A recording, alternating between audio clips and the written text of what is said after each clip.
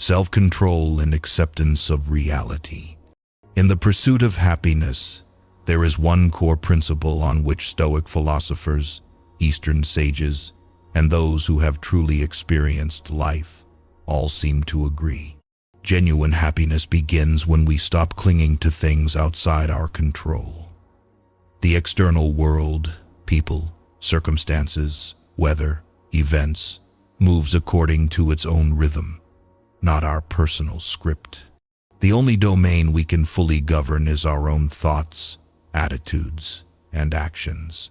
Many people spend the bulk of their time and energy trying to control the uncontrollable, wishing others would change their personalities, expecting life to unfold exactly as planned, or waiting for perfect circumstances before allowing themselves to feel content.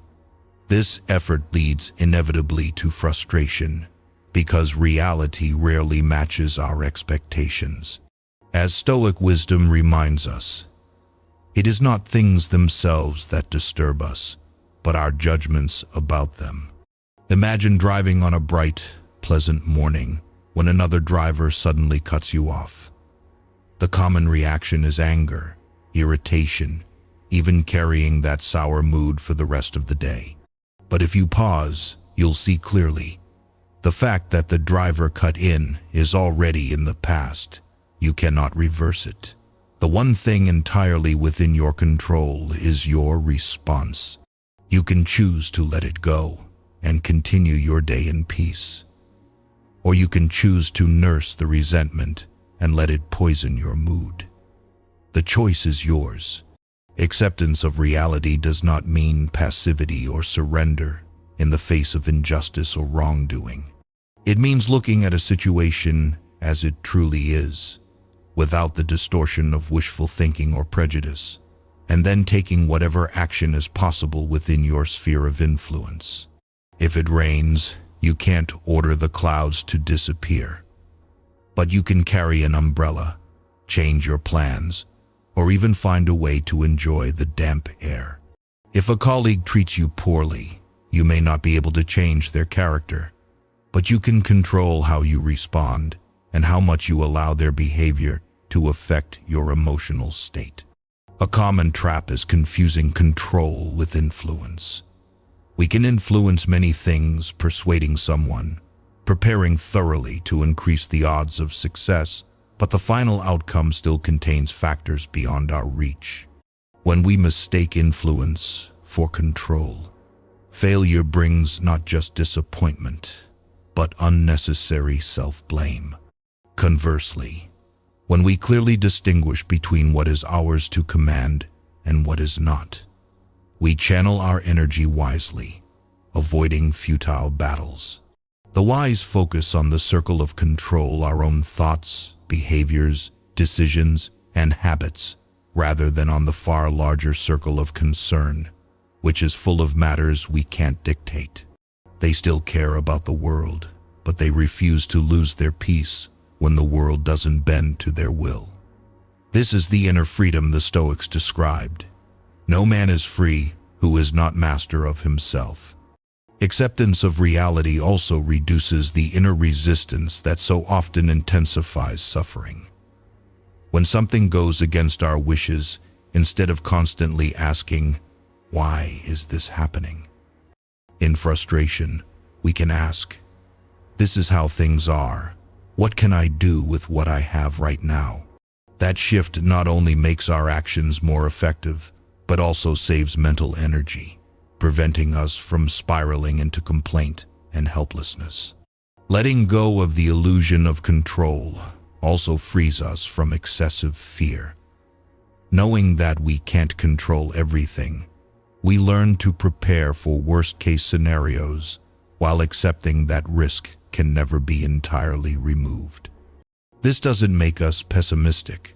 On the contrary, it makes us calmer when adversity strikes, because we've trained ourselves to meet it. One practical method for cultivating this mindset is to write it out. When faced with a problem, draw 2 columns, what I can control and what I cannot control. Then commit all your time and energy to the first column, while accepting the second column as the backdrop of the situation. Over time, your mind will automatically sort experiences in this way, making your reactions less emotional and more grounded. It's important to note that accepting reality does not mean allowing others to harm or dominate you. In fact, understanding the limits of control can make you more proactive in protecting yourself. You cannot force someone to respect you, but you can set firm boundaries and remove yourself from toxic environments. You can't dictate what others say about you, but you can live according to your own values so that their opinions don't define you. Ultimately, this principle demands daily practice. In a world flooded with news, social media outrage, and constant social comparison, it's easy to be pulled out of our own circle of control. Some days, you'll still react poorly to things you can't change. But if you return, again and again, to the central question, is this within my control? You will gradually strengthen your mental discipline. Over time, you'll discover a kind of happiness that comes from within, immune to the ups and downs of fortune. You'll realize that freedom is not about bending the world to your will, but about standing steady while the world turns in its own way. 2. Living fully in the present. If the first step toward a peaceful, fulfilled life is understanding what lies within our control, the second is learning to fully inhabit the present moment. Life only ever happens now, not yesterday, not tomorrow. Yet many of us live as if life is elsewhere, reliving old events, regretting choices, or projecting ourselves into imagined futures filled with hopes or fears. The result is that we lose the only time in which joy, action, and change are possible, the present. The Stoics warned of the danger of expectancy, the habit of looking so intently toward tomorrow that we lose today. They lose the day in expectation of the night, and the night in fear of the dawn, Seneca observed. When our minds are fixed on what might happen, we fail to see what is happening. We become like travelers so obsessed with their destination that they forget to enjoy the scenery or even notice it passing. The present moment is deceptively simple. It contains no baggage from the past, no anxiety about the future. It asks nothing of us except our full attention. But giving that attention can be surprisingly difficult in a culture that prizes busyness and distraction. Notifications, deadlines, and constant stimulation pull us into a mental fog in which our minds are anywhere but here. Living in the present does not mean ignoring the past or refusing to plan for the future. The past has lessons to teach us, and the future requires preparation. But both should be used as tools, not as prisons. We can learn from yesterday without being chained to it. We can prepare for tomorrow without sacrificing the richness of today. The key is balance, using the past to gain wisdom, the future to set direction, and the present to actually live. Consider a person walking through a park on a spring afternoon.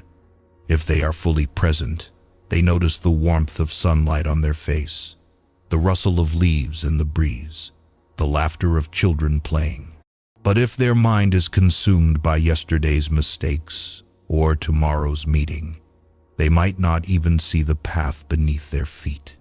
The scene still exists, but it does not exist for them because they are absent from their own life. This is why many philosophical traditions, from Stoicism to Buddhism, place such emphasis on awareness. To be where you are is not simply a poetic idea. It is a practical discipline. It means paying attention to what you are doing while you are doing it. When eating, eat. When speaking, speak. When working, work. If you are reading this sentence, notice the words as they form in your mind, rather than letting your thoughts wander to what you'll do afterward. Presence also deepens gratitude. When you experience a moment fully, you become more aware of its fleeting nature and more appreciative of it. You begin to understand that nothing is guaranteed. The meal you are enjoying may never be repeated. The conversation with a loved one may be one of the last you share. This awareness does not breed sadness, but a richer appreciation for the here and now. A common barrier to living in the present is the belief that happiness lies just beyond the next milestone. Once I get that promotion, I'll relax. When I buy a house, I'll feel secure. When this problem is over, I'll finally be happy. But this thinking traps us in perpetual postponement. Even when we reach the goal, the mind quickly finds another condition to attach our happiness to. By contrast, those who cultivate present awareness discover that joy can be found in the small and ordinary. The sound of rain on a window, the taste of ripe fruit, the quiet satisfaction of a completed task. There is also a connection between presence and resilience. When we face challenges, our minds often leap into the future, imagining worst-case scenarios. This magnifies fear and can paralyze action. But if we return to the present, we can focus on the next small step rather than the mountain ahead. The Stoic approach to adversity is to break it into manageable actions. Address the moment you are in, solve the problem at hand, and let the larger outcome emerge naturally. Cultivating presence requires practice, and the simplest method is to anchor your attention to your senses. Notice the feel of your breath, the texture of the chair beneath you, the play of light in the room. These sensory details exist only in the present, and noticing them draws your mind out of the maze of thought. Meditation is one formal way to train this skill, but it can also be practiced informally throughout the day, in any setting. Another practice is to set intentional pauses. Before starting your workday, take a moment to feel the weight of your body. Breathe deeply and acknowledge the start of a new day. Before eating, notice the colors and smells of your food. Before speaking, take a brief moment to choose your words. These pauses are like doors into the present, gently closing the gap between where your body is and where your mind has wandered. Living fully in the present also involves letting go of the idea that every moment must be extraordinary. Modern life often pressures us to make every day amazing, but the truth is that most of life is ordinary, and that's where its beauty lies. Presence turns the ordinary into something luminous. The way sunlight falls across a table, the warmth of a mug in your hands, the simple rhythm of breathing. Finally, the present moment is the only place where we can act. We cannot change the past directly, nor can we execute our future plans anywhere but here. As Marcus Aurelius wrote, "Confine yourself to the present." This is not a restriction but a liberation, freeing us from the weight of what has been and the burden of what might be. When we live fully in the present, life becomes less about chasing distant horizons and more about walking well the ground beneath our feet. We stop waiting for real life to begin and recognize that it is happening right now, in the conversation we're having, in the breath we're taking, in the smallest of moments that make up the fabric of existence. 3. Training the mind and inner discipline. If accepting what we cannot control builds a foundation for peace, and living fully in the present deepens our connection to life, then training the mind through discipline is what fortifies that foundation against the storms of human emotion, especially anger, desire, and fear. Without inner discipline, even the clearest philosophy is powerless, in the face of impulse. The Stoics, Buddhists, and other wisdom traditions all recognized that the mind, left untended, has a natural tendency toward agitation.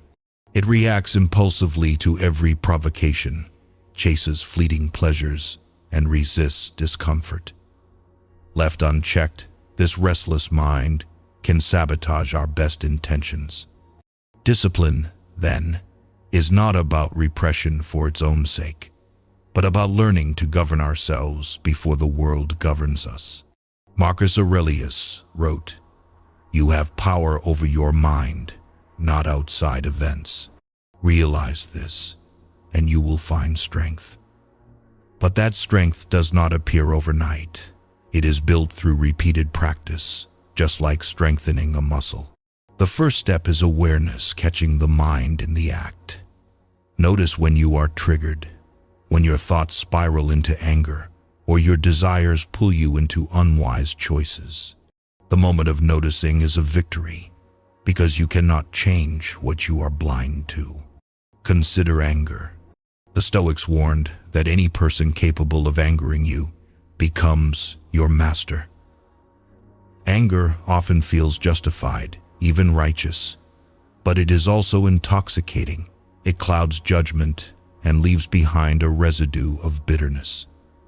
The disciplined mind learns not to feed anger. This doesn't mean suppressing it, which only causes it to resurface later, but examining it. What exactly am I reacting to? Is this worth my peace of mind? Over time, with practice, the gap between provocation and reaction grows, giving us the space to respond rather than lash out. The same applies to desire. Desires themselves are not inherently bad. Hunger for food, attraction to beauty, ambition to create, these are natural forces. But when desire becomes unexamined craving, it can dominate our lives. We begin to chase not because something truly matters, but because we are restless without the next hit of novelty or pleasure. Seneca advised practicing voluntary discomfort fasting for a day, sleeping on a hard bed, wearing simple clothing not as punishment but as training. Such practices remind us that we can endure without our usual comforts, loosening the grip of desire. Discipline also means building the habits that strengthen the mind. Just as a body becomes stronger through regular exercise, the mind becomes more resilient through consistent mental training. Meditation, journaling, studying, philosophy, or simply taking time each day for focused reflection all build this strength. The key is regularity. Occasional bursts of effort are less effective than steady, daily practice. One of the most overlooked aspects of discipline is self-honesty. It is easy to judge others harshly while excusing our own failings. But true discipline is strictest with the self and gentlest with others. Marcus Aurelius urged, "Be tolerant with others and strict with yourself." This doesn't mean self-criticism to the point of cruelty. It means holding ourselves accountable to the standards we profess to believe in and resisting the temptation to live by double standards. Discipline is also about focus, doing what is essential and letting go of the rest. Most of what we say and do, the Stoics observed, is unnecessary. The disciplined person asks at each moment, "Is this necessary? Is this aligned with my values?"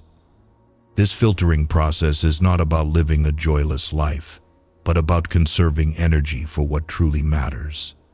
By eliminating the non-essential, we create space for deeper engagement with the things that bring lasting fulfillment. Importantly, discipline must be joined with patience. Many people abandon self-mastery because they expect instant transformation. But just as it takes time to recover from a physical illness, it takes time to heal the mind's bad habits. A single act of self-control is a step forward, But lasting change comes from persistence, returning to the practice even after setbacks. If you lose your temper today, the disciplined response is not despair, but to start again tomorrow with renewed resolve. In modern life, where comfort is abundant and temptation is constant, discipline can seem almost countercultural. Our environment is designed to erode patience and amplify impulsiveness. Notifications, ping, ads flash, pleasures are only a click away. This is why voluntary restraint is more relevant than ever. Choosing to delay gratification, to work without distraction, to pause before responding. These are acts of quiet rebellion against the culture of immediacy. One powerful exercise for strengthening discipline is to set small, achievable commitments and keep them without exception. This might be as simple as reading a page of philosophy each morning, meditating for 5 minutes, or doing a brief workout. The size of the task matters less than the act of following through. Each fulfilled commitment reinforces the message, I can rely on myself. Over time, this reliability becomes the backbone of self-respect. Another dimension of discipline is emotional regulation, not allowing passing moods to dictate our actions. This does not mean becoming emotionally numb, but developing the ability to feel deeply without being carried away. A disciplined mind can experience sorrow without collapsing, joy without clinging, and fear without paralysis. This stability is a gift not only to ourselves but to those around us, because it allows us to be a steady presence in a chaotic world. Finally, inner discipline is inseparable from purpose. Without a clear sense of what we value and why, discipline becomes empty. Austerity. The Stoics anchored their discipline in virtue, wisdom, justice, courage, and temperance. Every act of self-control was in service to becoming a better human being, not merely a more controlled one. Discipline, in this sense, is not an end in itself, but a tool for aligning our actions with our highest principles. To train the mind is to build a fortress within a place from which we can meet the unpredictability of life without being swept away. It is a lifelong project, requiring constant vigilance and adjustment. But the reward is immense, a mind that is free, steady, and unshaken. A life lived not at the mercy of impulse, but guided by deliberate choice. 4. Living by virtue and compassion. If self-control gives us stability and presence allows us to fully live, then virtue and compassion give our lives moral direction. Without a compass, discipline can become rigid, austerity and presence can become self-absorption. Living by virtue means aligning our actions with moral principles, wisdom, justice, courage, and temperance, while compassion ensures that these principles are applied with humanity and care for others. The Stoics believed that virtue is the only true good. Everything else, wealth, status, comfort, is indifferent in comparison. Seneca put it plainly, it is not the man who has too little, but the man who craves more that is poor. Virtue, unlike external possessions, cannot be taken away by fortune's changes. It resides in our character, built by the choices we make every day. Virtue begins with integrity, doing what is right even when no one is watching. This means acting from principle, not from fear of punishment or hope of reward. A virtuous person helps a stranger not because it will earn praise, but because it is the right thing to do. They refuse dishonesty, not because they fear being caught, but because they value truth. This kind of moral clarity requires constant self-examination. Am I acting in accordance with my values, or am I bending them for convenience? Compassion is the natural partner of virtue. While virtue defines what is right, compassion ensures that our sense of right does not become cold or self-righteous. To act with compassion is to recognize our shared humanity, the fact that everyone we meet is fighting battles we cannot see. Marcus Aurelius advised, "When someone wrongs you, ask yourself what made him do it." Understanding does not excuse harmful behavior, but it softens the edge of judgment and opens the possibility of constructive action. Living by virtue and compassion also means recognizing that we are part of a larger whole.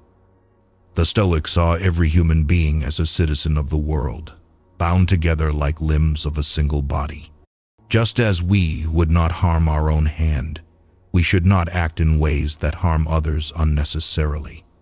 This worldview dissolves the illusion that our actions exist in isolation. What benefits the beehive benefits the bee, and what harms it harms us in return. One of the greatest challenges to living virtuously is the temptation of expedience, doing what is easiest or most beneficial in the short term, even if it compromises our principles. This is where courage enters. Courage is not only the battlefield heroism of soldiers, but also the quiet bravery of standing by your convictions when it costs you something, refusing to join in gossip, admitting a mistake, or telling the truth when it might invite criticism. Without courage, virtue remains an idea. With courage, it becomes a lived reality. Temperance is another essential virtue, especially in a world of abundance. It is the ability to enjoy pleasures without becoming enslaved to them, to use resources without waste, and to act with restraint when indulgence is tempting. A temperate person understands that enough is a kind of wealth greater than excess. This ties directly to compassion. When we moderate our own consumption, we leave more for others. Justice, perhaps the most socially visible virtue, demands fairness in our dealings and a commitment to the welfare of others. It means refusing to exploit the vulnerable, standing against cruelty, and ensuring that our actions contribute to the common good. Justice is not merely about obeying laws. It is about living in a way that respects the dignity of all people, even those we may dislike or disagree with. Living by virtue and compassion also requires humility. It is easy to believe that our moral compass is infallible, but humility reminds us that we can be wrong. A virtuous person remains open to correction, willing to listen, and ready to change when presented with new evidence or deeper understanding. This openness protects us from the arrogance that can creep into even the most principled lives. Compassion extends beyond individuals to the systems we live in. We can act with personal kindness while still challenging unjust structures. This is why virtue without compassion can become rigid moralism, and compassion without virtue can become sentimental indulgence. The two must work together, virtue to guide action, compassion to humanize it. Practical ways to cultivate virtue and compassion include daily reflection. At the end of each day, review your actions. Where did you act in alignment with your values? Where did you fall short? Perspective taking. When someone frustrates you, pause to imagine their circumstances. Ask, if I were in their position, what pressures might I be facing? Service. Seek opportunities to help without expectation of return. Volunteer work, mentoring, small acts of kindness. Restraint. Practice temperance by deliberately foregoing some pleasures, not to punish yourself, but to strengthen your sense of enough. Truthfulness. Commit to honesty, even in small things. to build a habit of integrity. One of the most profound effects of living by virtue and compassion is the trust it creates. Others may not always agree with us, but they learn that our actions are guided by principles, not convenience. This trust, once established, becomes a form of influence far greater than coercion. People listen to those they know, act from a place of fairness and empathy. Finally, living this way brings a quiet satisfaction that is independent of recognition. You may never be praised for the kindness you show or the injustices you resist, but virtue is its own reward, and compassion enriches the giver as much as the receiver. In the words of the Stoics, the good life is not about living long, but about living nobly, and nobility comes from the union of moral clarity and human warmth. To live by virtue and compassion is to weave your values into every choice, to see yourself in others, and to act in ways that contribute to the good of both. It is the bridge between self-mastery and the world we inhabit, ensuring that our inner discipline serves not only ourselves, but the greater whole. 5. Understanding impermanence and our connection to the universe. If virtue and compassion give life moral direction, the final pillar is the awareness of impermanence and our deep connection to all that exists. This awareness changes the way we see our own lives, our relationships, and the unfolding events of the world. It replaces possessiveness with gratitude, fear with acceptance, and isolation with belonging. Impermanence is not just a philosophical concept, it is the basic condition of reality. Everything we see, from the smallest leaf to the largest mountain, is in a constant state of change. Our bodies age, our relationships evolve, seasons pass, empires rise and fall. The Stoics urged the practice of memento mori, to remember death, not to cultivate morbid fear, but to awaken appreciation for the fleeting nature of all things. When we truly grasp that each moment may be our last, we stop postponing life and start living it. Consider the simple act of sharing a meal with someone you love.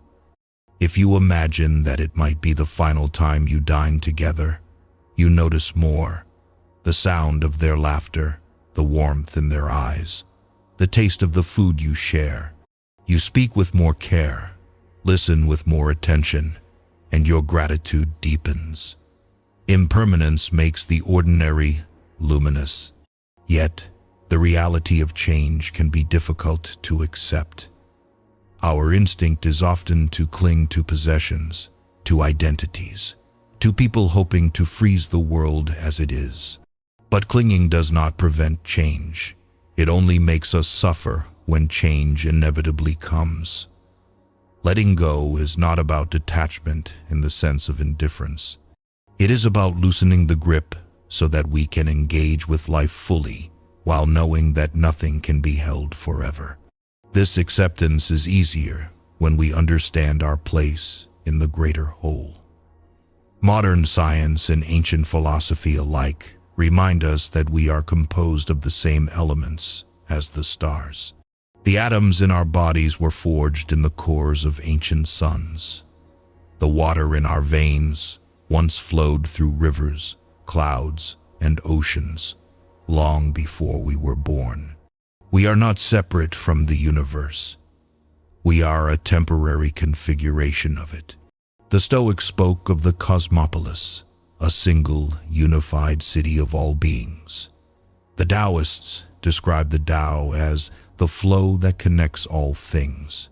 In both views, our lives are like waves in the ocean, individual in form, yet inseparable from the water itself. A wave rises, crests, and falls back into the sea. It does not die, it transforms. Our lives follow the same pattern. Recognizing this connection shifts our priorities. When we see ourselves as part of something vast and interconnected, our personal ambitions and grievances take on a different scale.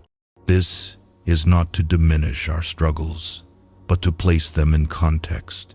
The sting of an insult, the frustration of a delay, the anxiety about a single outcome, these shrink when compared to the sweep of cosmic time.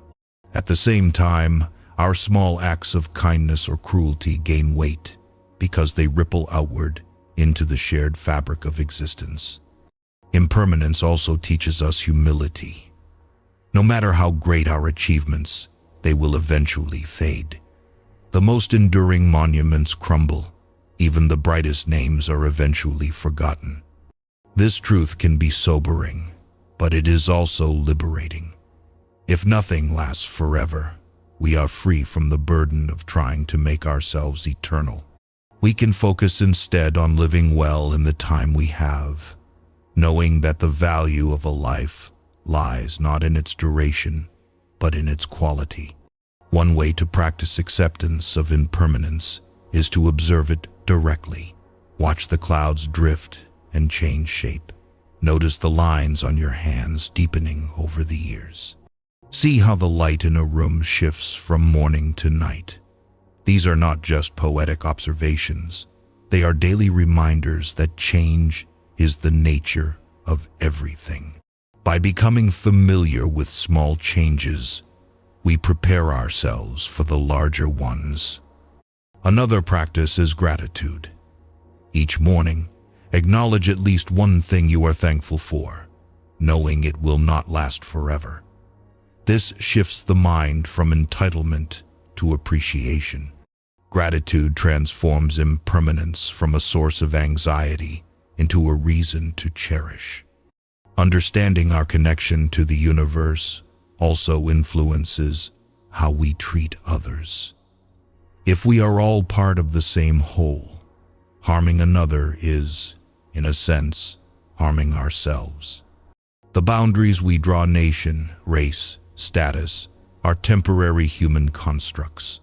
Beneath them, we share the same origins, the same needs, and the same fate. This recognition strengthens the virtues of compassion and justice, grounding them in a sense of shared destiny. Impermanence even reshapes how we view hardship. Difficulties, too, are transient. The grief that feels unbearable today will, over time, soften.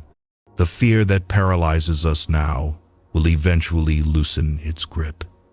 This does not mean we rush to move on or deny the reality of pain, but that we hold on to the knowledge that no state, good or bad, lasts forever. This knowledge brings resilience. We endure storms because we know they will pass. Finally, the awareness of impermanence and connection can inspire a more intentional life. If our time is limited, how do we want to use it? What legacy, however small, do we want to leave in the web of existence?